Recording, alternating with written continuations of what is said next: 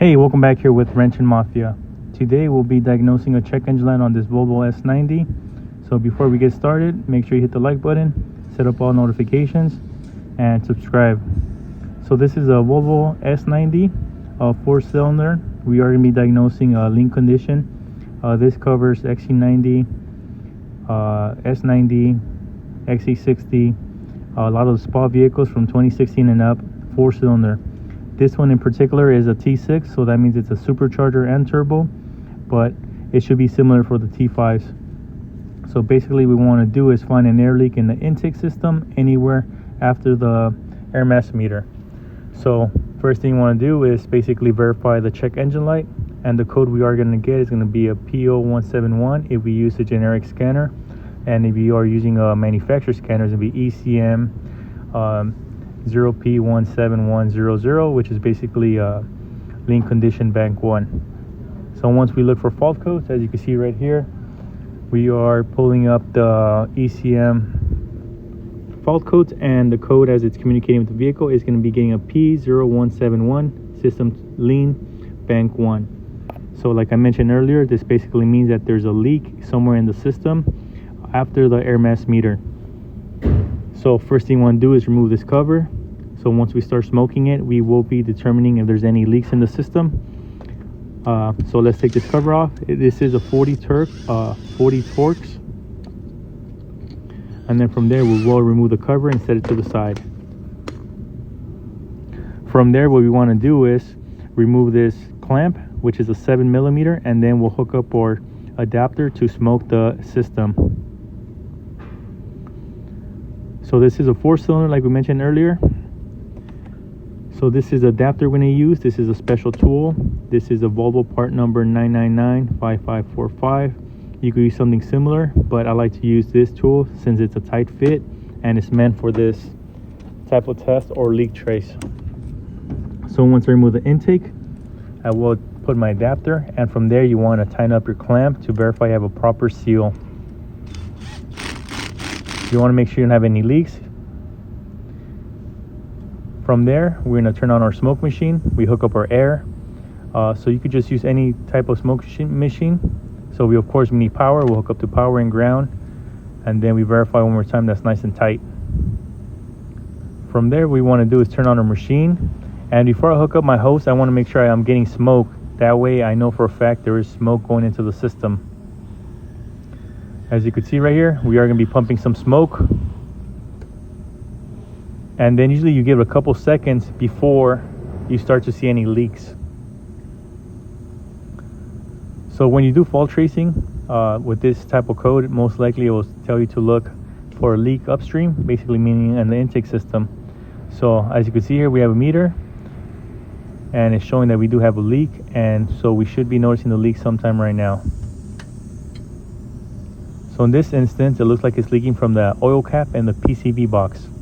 What happens, this PCV box where the oil cap mounts might get warped. So what happens is you're gonna have to replace the oil separator and the oil cap. If you replace just the seal and the oil cap, there's a high chance that it might still leak due to the nature of the PCV oil trap being warped.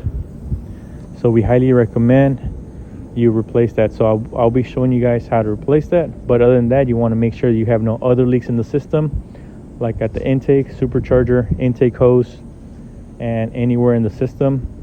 Always check your intercooler hoses too. Those tend to split. With the supercharger, you do have a leak right there by the resonator, so it's very common. So you'll see a lot of smoke puking through there. But at this time, I don't see any other leak, and we'll proceed with the repair. But like I told you guys, just double check everything, your intake, your intercooler hoses at the intercooler. As you can see, I don't see any smoke, so we should be good. So now we know that we do have a bad PCV box. Another thing, if you don't have a leak, another thing you could chase will be your front O2. These O2s will set those codes as well. This O2 has been replaced due to the nature of, you can see the sensor, how it looks a lot newer than the rear O2 sensor. So we're not going to mess with that.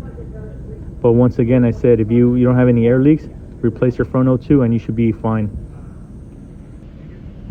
So let's go ahead and replace that PCB box. So part number is 321-4004. Always contact your manufacturer and verify your PCB box part number. So let's remove this clamp, and then we're also going to remove this 8mm bolt.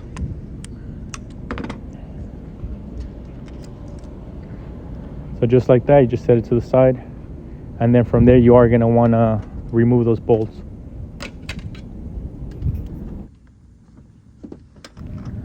So we are going to be removing this, as you can see right here, the 8mm. So like I said, I have a 3/8 impact gun that I'm going to be removing them with. Like I said, you can do this by hand. There is no difference. So once you do get that done, next step will be to basically remove all the bolts and set them to the side. I do not remove the bolts with the cover, as you do not want it to fall down and potentially get lost or go into the cylinder head and create some damage. So once you have all your bolts removed, it's time to remove the PCB box.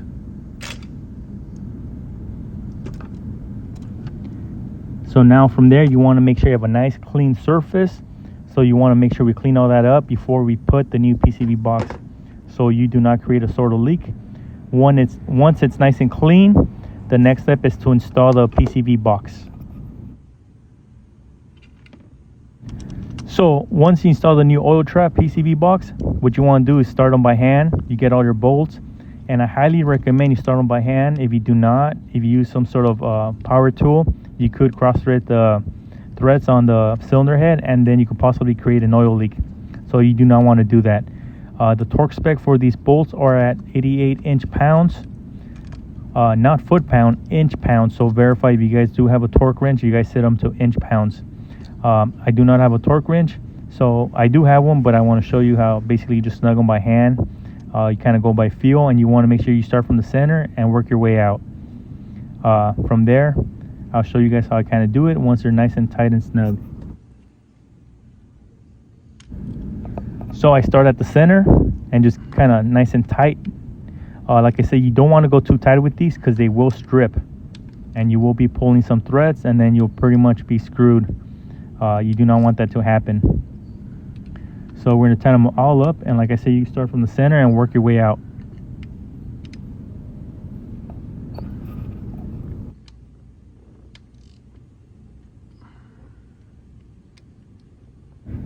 Once everything is nice and tight, you want to install your hose. Do not forget this, or else you will be creating another air leak. On most vehicles, some do have a clamp and some don't, but on this model it does have. Just kind of install your clamp back on there, and then the next step is to put your new oil cap. The oil cap part number on this vehicle is going to be, let me get the bag, 313-59145. Once again, make sure you contact your dealer or manufacturer just to get the correct part for your vehicle. Parts might change over time. So the next thing you want to do is go get your scanner and basically clear your fault code.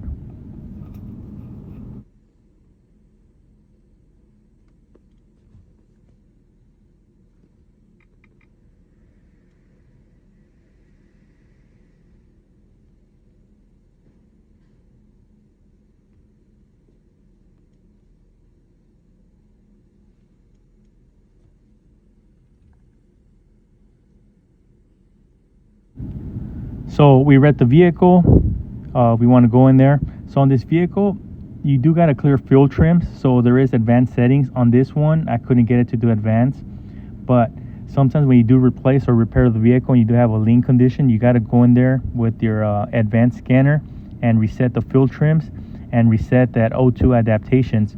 If you do not do that with fuel trim codes, you might get a code back. So another way is by doing this, once you clear the codes, lock your vehicle overnight, and it usually resets itself. So that's what I normally do. So of course, like I said, I try to go to advanced settings, but at this time it doesn't want to let me do it. So we're just going to clear the codes at this time.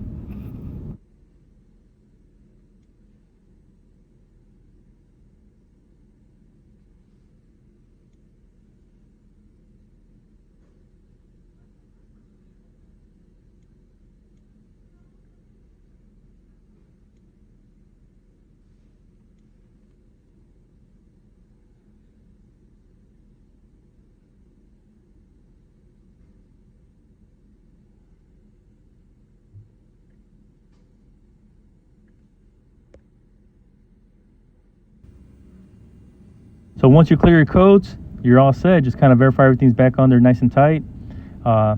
Hopefully this video was helpful. Make sure you clear the code and reset your adaptations if you have the scanner. Other than that, I want to say thank you guys for watching the video. Hit the like button, subscribe,